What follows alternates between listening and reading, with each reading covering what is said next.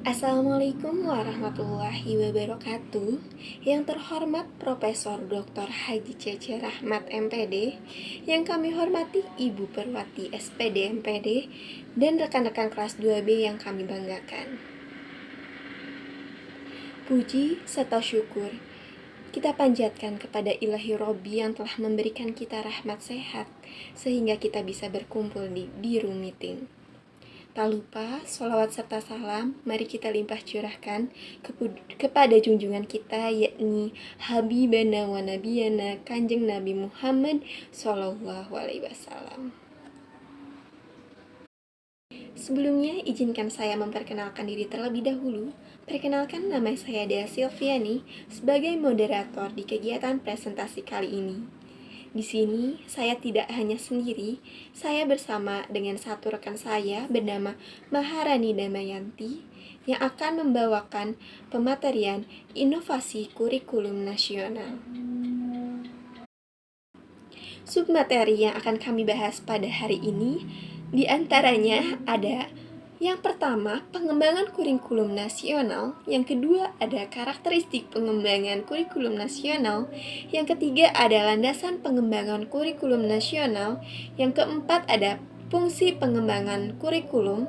Yang kelima, ada prinsip pengembangan kurikulum. Yang kelima,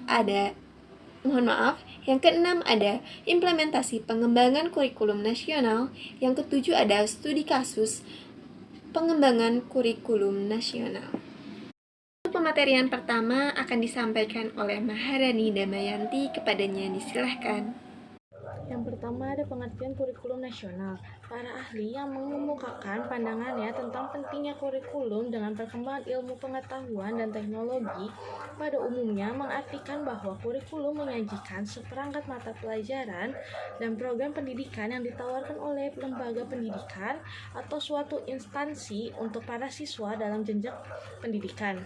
Kurikulum nasional atau kurikulum 2013 ini adalah langkah dari pengembangan berdasarkan oleh kompetensi yang ada sejak tahun 2004 dan 2006 atau yang biasa disebut KTSP, yang dimana di dalamnya mencangkup keterampilan terpadu, kemampuan sikap, dan pengetahuan. Kurikulum ini adalah kurikulum yang mengintegrasikan keterampilan pribadi, topik, konsep, dan juga tema yang termasuk dalam beberapa area. Kurikulum 2013 ini menitikberatkan pada pendidikan karakter, khususnya jenjang dasar yang melandasi ke jenjang selanjutnya. Pengertian kurikulum ini merupakan pedoman pendidikan yang terdiri dari 4 aspek penilaian, yaitu pengetahuan, keterampilan, dan sosial dan spiritual. Yang kedua, ada karakteristik pengembangan kurikulum nasional. Kurikulum nasional dapat dijelaskan dari segi karakteristik inovasi pendidikan.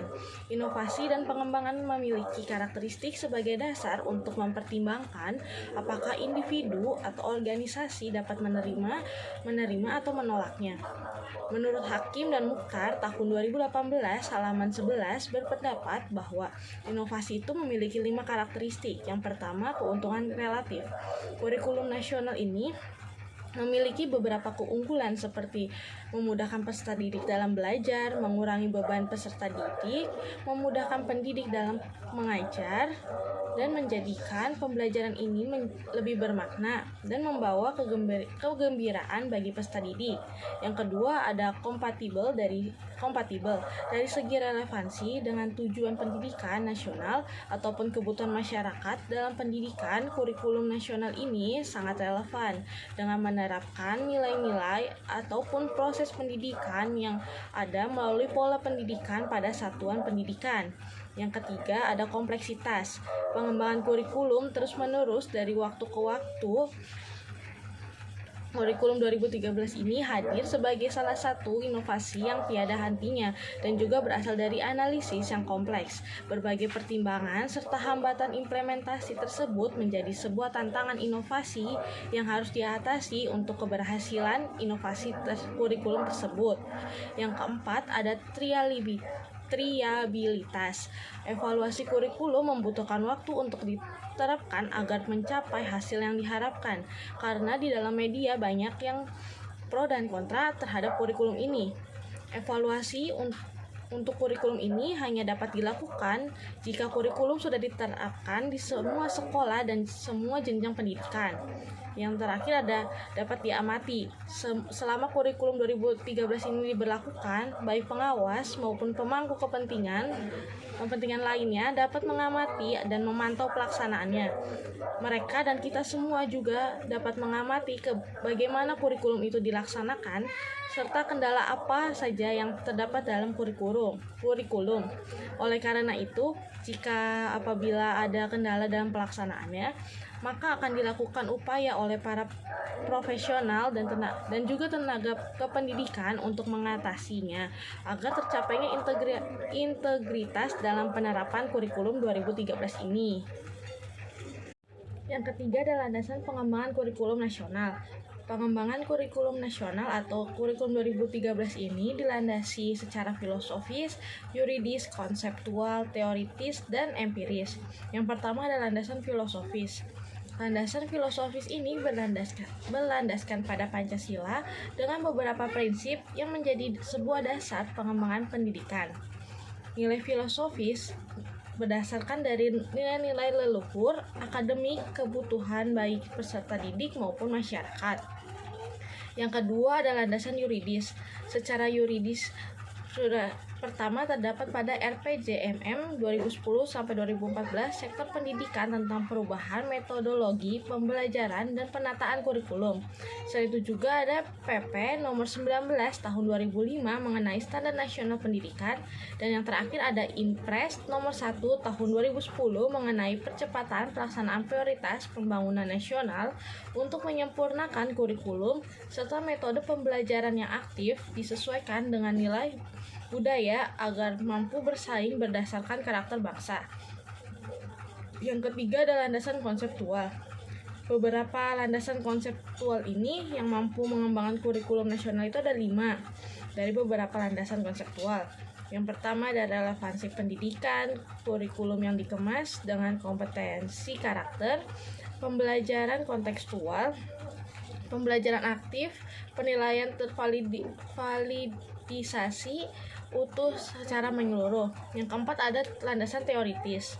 Berdasarkan teori pendidikan, kurikulum dikembangkan dengan orientasi pada standar pendidikan nasional sebagai kualitas minimal hasil pembelajaran yang disesuaikan masa berlakunya sesuai kurikulum. Kualitas standar nasional ini dinyatakan sebagai standar kompetensi lulusan yang dijadikan kualitas atau minimal lulusan atau jenjang pendidikan yang ditempuh. Sikap, pengetahuan, dan keterampilan juga merupakan implementasi dari teori pendidikan. Yang kelima adalah landasan empiris. Banyak sekali perubahan yang terjadi yang telah dialami di Indonesia. Pencapaian kemajuan di berbagai daerah di Indonesia, khususnya dalam aspek pendidikan di lingkungan masyarakat, mundur secara implementasinya. Adapun yang bisa bertahan. Hal tersebut menunjukkan bahwa kurikulum perlu adanya tindak lanjut untuk difokuskan kembali perihal perkembangannya. Perubahan yang dapat mengembangkan kurikulum harus tetap tidak menjadi beban untuk peserta didik. Bisa dilakukan dengan konten yang bersifat digital dengan memperhatikan aspek kemampuan esensial yang menjadi kebutuhan pokok seluruh masyarakat untuk membangun perubahan positif di masa yang akan datang. Sistem pendidikan selalu bersifat dinamis. Hal tersebut akibatnya dari perubahan yang sering dilakukan untuk menjawab perkembangan serta tantangan zaman. Selanjutnya ada fungsi pengembangan kurikulum. Kurikulum memiliki fungsi sebagai dasar atau pedoman untuk peserta didik dalam melaksanakan kegiatan pembelajaran di kelas. Selain itu juga fungsi kurikulum identik dengan pengertian kurikulum itu sendiri, yang berorientasi pada pengertian kurikulum dalam arti luas. Maka fungsi kurikulum memiliki arti, yaitu yang pertama ada fungsi penyesuaian. Fungsi penyesuaian ini berarti bahwa kurikulum itu harus menjadi perangkat pendidikan yang harus dapat memberikan para peserta didik agar memiliki sifat well adjust, yang dimana agar siswa ini mampu beradaptasi dengan lingkungan sekitarnya, baik itu lingkungan fisik maupun psikisnya. Yang kedua ada fungsi integrasi. Fungsi integrasi ini memiliki arti bahwa kurikulum sebagai alat pendidikan dan harus mampu menghasilkan pribadi-pribadi yang utuh. Pada dasarnya, peserta didik ini merupakan anggota dan bagian-bagian penting dari masyarakat. Yang ketiga ada fungsi diferensiasi. Fungsi diferensiasi ini menjelaskan bahwa kurikulum ini sebagai alat pendidikan yang harus mampu memberikan layanan terhadap perbedaan individu peserta didik. Tentunya setiap peserta didik memiliki perbedaan baik dari aspek fisik maupun mentalnya. Yang keempat ada fungsi persiapan. Fungsi persiapan ini memiliki makna bahwa kurikulum itu sebagai alat pendidikan yang harus mampu untuk mempersiapkan para peserta didiknya untuk melanjutkan studi ke jenjang pendidikan yang lebih tinggi. Yang kelima, fungsi pemilihan. Fungsi pemilihan ini memiliki makna bahwa kurikulum sebagai alat pendidikan yang harus mampu dalam memberikan kesempatan kepada peserta didiknya untuk memilih program-program belajar yang sesuai dengan kemampuan dan minatnya. Yang keenam ada fungsi diagnostik. Fungsi diagnostik ini berarti bahwa kurikulum ini sebagai alat pendidikan yang harus mampu dalam membantu dan juga mengarahkan peserta didik untuk dapat memahami dan menerima potensi dan juga kelemahan-kelemahan yang ada pada dirinya. Dengan fungsi diagnostik ini, diharapkan para peserta didik dapat mengembangkan potensi yang dimilikinya atau memperbaiki kelemahan-kelemahannya. Terima kasih kepada Maharani Damayanti yang telah menyampaikan pemateriannya yang sangat luar biasa. Untuk yang selanjutnya, pematerian kedua dan yang terakhir yang akan disampaikan oleh saya sendiri. Prinsip pengembangan kurikulum. Kurikulum ini berfokus pada aktivitas belajar anak. Nah, menurut Rahman di tahun 2018 halaman 125 menjelaskan prinsip-prinsip pengembangan kurikulum, yakni ada objektivitas, manfaat, efisiensi dan efektivitas, keterpaduan, keseimbangan, kemudahan, kesesuaian, pembakuan dan kesinambungan. Nah, kurikulum juga disesuaikan dengan situasi kondisi suatu negara, apalagi disesuaikan dengan kebutuhan anak.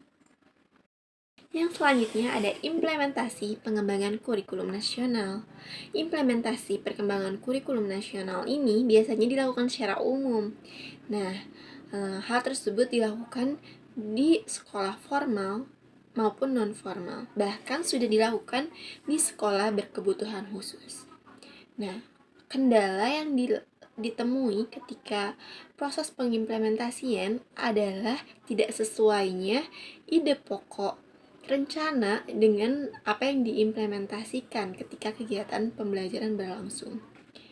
Nah, keberhasilan ide kurikulum ini dapat dikembangkan menjadi kualitas yang disesuaikan dengan kebutuhan, kualitas yang dikembangkan dan dipertimbangkan sesuai dengan latar belakang. Hal tersebut adalah hal-hal yang mempengaruhi keberhasilan implementasi pengembangan kurikulum. Pembahasan yang terakhir yaitu ada studi kasus dan analisis kurikulum. Seperti yang kita ketahui bahwa Merdeka Belajar ini adalah suatu inovasi yang disesuaikan di masa pandemi COVID-19. Nah, Merdeka Belajar ini adalah suatu kegiatan pembelajaran atau suatu kurikulum pembelajaran yang membebaskan peserta didik untuk memilih metode pembelajaran seperti apa yang mereka inginkan dan pelajaran apa yang ingin mereka dapatkan. Nah, hal tersebut adalah suatu hal yang asik diperbincangkan di masyarakat. Apakah kurikulum Merdeka Belajar ini akan efektif diterapkan kepada peserta didik, khususnya di lembaga pendidikan? Karena khususnya di pendidikan anak usia dini gitu, ini adalah suatu hal yang menjadi inovasi sekaligus strategi yang bisa menjawab perkembangan serta menjawab hambatan-hambatan yang terjadi hambatan-hambatan terduga yang terjadi gitu di lingkungan kita, bahwasanya pembelajaran anak usia dini ini masih bisa diterapkan walaupun secara daring. Salah satunya dengan menerapkan kurikulum merdeka belajar. Anak-anak dibebaskan untuk bermain, dibebaskan untuk memilih apa saja yang ingin dipelajarinya. Anak-anak dibebaskan untuk mengeksplor apa yang menjadi sesuatu hal yang dirasa masih penasaran, dan hal tersebut itu biasanya disebut dengan merdeka bermain karena seorang anak usia dini mereka melaksanakan kegiatan pembelajaran sambil bermain.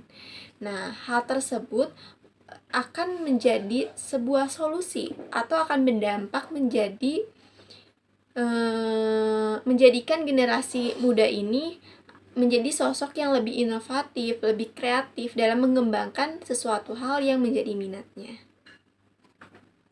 Mungkin itu yang bisa saya sampaikan. Untuk kurang dan lebihnya mohon dimaafkan. Terima kasih untuk segala bentuk perhatiannya. Wassalamualaikum warahmatullahi wabarakatuh.